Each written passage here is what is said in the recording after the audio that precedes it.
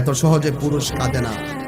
যখন পুরুষের চোখে পানি আসে, মনে করবা তার কষ্টের এই পানির ব্যাখ্যা এবং ওজন দেওয়ার কোনো থার্মোমিটার নেই। ব্যবসা ভালো, সেলুন ব্যবসা ভালো, কিন্তু তার চেয়ে জঘন্য ব্যবসা হচ্ছে মা ব্যবসা। ওমর মারে নিয়ে ভিডিও করে এটা দেখে বললে না তোরা কেমনে পারলি ভাই এমন একটা ভিডিও বানাতে? তোদের ভিতরে কি মনুষ্যত্ব নাই? তোদের ভিতরে কি ইমোশন নাই? তোদের ভিতরে কি বিবেক জ্ঞান বুদ্ধি বলতে কিছু নাই? নাকি তোরা মাছ ছাড়াই দুনিয়াতে জন্ম নিছস? তারা তোদের পরে ধরতেছি, আগে পোল্টিবাজ রোস্টারের মুখোশ খুলি। আমি চাই, সত্যি মন থেকে চাই ওমর তার এই স্বপ্নটা পূরণ করুক। ওরে ওরে পোল্টিবাজ, 2 দিন আগেই না তুই ওমরকে ছাপরি বললি, 2 দিন আগেই না ওমরকে টিকটকার বললি, 2 দিন আগেই না ওমরকে নেশাখোর বললি। এত তাড়াতাড়ি পোল্টি নিলি, এত তাড়াতাড়ি নিজের রূপ পাল্টাই নিলি? তুই গিরিগিটির বংশধর নাকি? আসল কাহিনী হচ্ছে ওমরকে নিয়ে কথা বলার কারণে, আই মিন ওমরকে অপমান করার কারণে ডিসি কান্দে উঠে গেছে। তো সবাই তোর আনসাবস্ক্রাইব করে দিতেছে, কমেন্ট বক্সে ব্যাড কমেন্ট করতেছে, তোর লাইভে পোলাপাইন গালাগালি করতেছে, ভিডিওতে আনলাইক দিতেছে। এমন অবস্থায় খারাপই দেখতেছে ওমরকে অপমান করার কারণে তার লাভের থেকে ক্ষতি বেশি হচ্ছে, উল্টা ব্যাড কমেন্ট আসতেছে, চ্যানেল ডাউন হইতেছে। এমন অবস্থায় কি করা উচিত? পোল্টি নিয়ে ওমরের পক্ষে ভিডিও বানানো উচিত। ওমরের কান্না করা ভিডিও নিয়ে একটা ইমোশনাল ভিডিও বানিয়ে ওমরের পক্ষে কথা বলে মানুষের সিম্পাথি নেওয়া উচিত। যে কত বড় পোল্টিবাজ রোস্টার তা এখন বুঝতে পারছো তো? এই পোল্টিবাজে আবার আই এম সজীবকে অপমান করে, এই পোল্টিবাজে আবার অ্যাডভান্স গেমিংকে অপমান করে, এই পোল্টিবাজ ছাপরি আবার ফ্রি ফায়ার কমিউনিটির রোস্টারদের অপমান করে। যেই পোলা ঠিকঠাক মতো কথাই বলতে পারে না, ওই আবার নিজেকে রোস্টার দাবি করে অন্য রোস্টারদের অপমান করে। কখনো প্রকাশ করতে পারেনি, আর হয়তো কখনো প্রকাশ কথা কইতে গেলে তোর মুখ দিয়ে ছ্যাপ পড়ে। ওই আবার আইছে রোস্টিং করতে। আজ থেকে আমরা শিখলাম প্রকাশ নয় প্রকাশ। প্রকাশ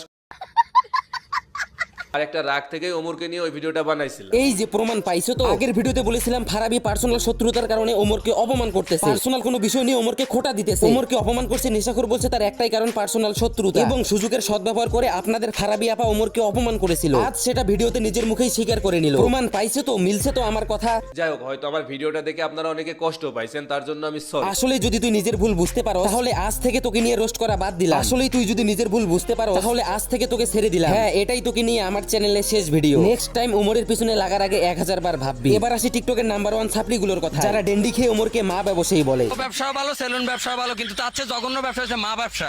ওমর মারে নিয়ে ভিডিও করে এটা দেখে বললে না ওমর ভাই, আশা করি এই ভিডিওটা আপনার কাছে যাইবো। আই আল্লাহর কসম করি কই ভাই, আন্নের নাম আই মুখ লইন, আন্নের নাম লইছে অব্র।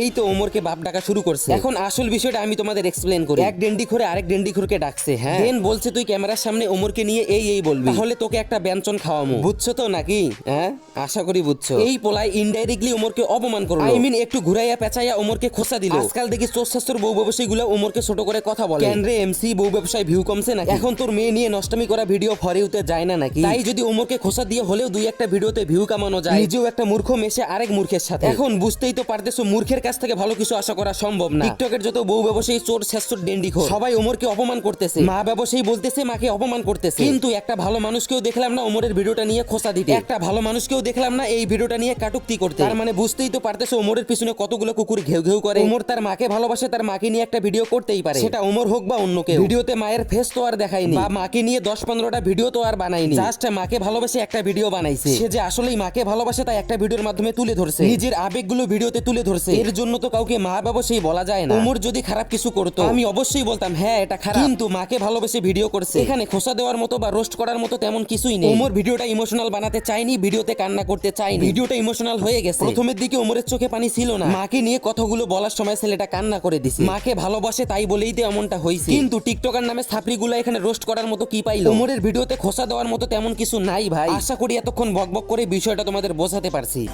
মা ব্যবসায়ী, মা ব্যবসায়ী, মা ব্যবসায়ী, মা ব্যবসায়ী, মা ব্যবসায়ী, মা ব্যবসায়ী, মা ব্যবসায়ী। এই যে আরেক ডেন্ডিখোর। তাহলে শোন জিসান ব্রা, ওমর মায়ের জন্য কান্না করছে, ক্যামেরার সামনে মাকে আনে নাই। ডেন্ডিখোর বউ ব্যবসায়ী হতে তোর আর দেরি নাই। সঠিক বলেছেন। ডেন্ডিখোর কি আর হবি? ডেন্ডি খেয়েই তো ভিডিওটা বানাইছো। নেশা কেটে গেলে ভিডিওটা প্রাইভেট করে দিস। তোর মতো নেশাখোর টোকাইয়ের কাছ থেকে এর থেকে ভালো কিছু আশা করা সম্ভব না। এই Johnny Singh, sorry I mean Zeeshan Singh, মাত্র 5000 টাকা খরচ করে ঢাকা থেকে কক্সবাজার প্লেনে গিয়ে 50টা প্লাস টিকটক আর 5টা ব্লগ বানাইছে। সেই জায়গায় ওমর নেপালে গিয়ে মাকে নিয়ে জাস্ট একটা ভিডিও বানাইছে। তাহলে তোর আর ওমরের মধ্যে তফাৎটা একটু বোঝা। একটা ভিডিও বানানোর আগে 10 বার ভাববি। কথায় আছে না পাগলের সুখ মনে মনে, এমনই তোদের মতো টিকটকারের সুখ প্রতিবন্ধী। যাই হোক, এদের ভিতরে শিক্ষা মনুষ্যত্ব থাকলে কারো মাকে নিয়ে কথা বলতো না। যেহেতু তোদের ভিতরে শিক্ষা মনুষ্যত্ব নাই, তাই তোদেরকে আমি বাংলা ভাষায় বলি আঙ্কির পোলা।